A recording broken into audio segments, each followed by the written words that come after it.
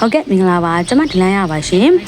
ဒီနေ့မှာဗာပြောချင်တာလေဆိုတော့ကျွန်မဒီပစ္စည်းလေးထုတ်တာကဒီဆက်ပြစီလောကကိုကျွန်မဈေးခွက်ဖြတ်ချင်လို့လုံးဝမဟုတ်ပါဘူးရှင်85 gram ရှိတယ်ဒီအနှစ်ထုတ်ကအင်ရှင်မတို့အိမ်မှာရေ9လီတာနဲ့ပြန်ရောပြီးမှဖြော်မယ်ဆိုရင်ပြည့်နှစ်လေးကိုရတဲ့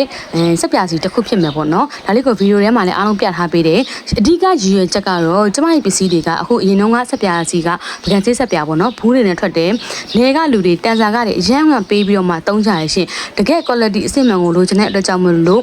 ငွေဘလောက်ပဲပေးရဆိုပြီးတုံးတဲ့အင်ရှင်မတွေရှိတယ်ကိုယ်စလဲတွေကလည်းအနစ်နာခံမှာရောင်းပေးတယ်ပေါ့နော်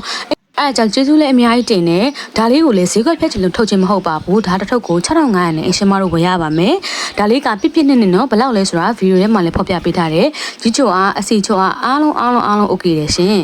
ဒါလေးကစားတော့ဆိုင်နေပြီးတော့ထမင်းဆိုင်တွေအတွက်ပို့ပြီးတော့မှအဆင်ပြေတဲ့ဆက်ပြစီအသုံးများတဲ့အင်ရှင်မတွေအတွက်လည်းအဆင်ပြေတဲ့တစ်ခါဖြော်ပြီးသွားရင်ဆိုရင်ဘုံကြီးတစ်ဘုံလောက်အတာလေးရတာဆိုတော့လေနော်ကျမရဲ့ကိုယ်စားလှယ်တွေကိုကျေးဇူးတင်နေနေနဲ့ဒီပစ္စည်းကိုကျမတို့ page ကျမတို့ account ကနေပြီးတော့လက်လီလုံးဝရောင်းမှာမဟုတ်ပါဘူးရှင်လိုချင်နေဆိုရင်ကိုယ်စားလှယ်တွေရှေ့ကနေပြီးတော့မှာပေးပါကိုယ်စားလှယ်နံပါတ်လေးတွေကို comment မှာအကုန်ရေးထားပေးပါမယ်ရှင်ကိုယ်စားလှယ်ရှိတဲ့မြို့စုစုပေါင်း18မြို့နယ်ရှိပါရဲ့ရှင်နော်ထုံးစံအတိုင်းပဲအယောင်ကတော့အစိမ်းအပြာအဝါခရမ်း၄မျိုးလာပါမယ်ရှင်အနက်နေအားလုံးကလည်းလုံး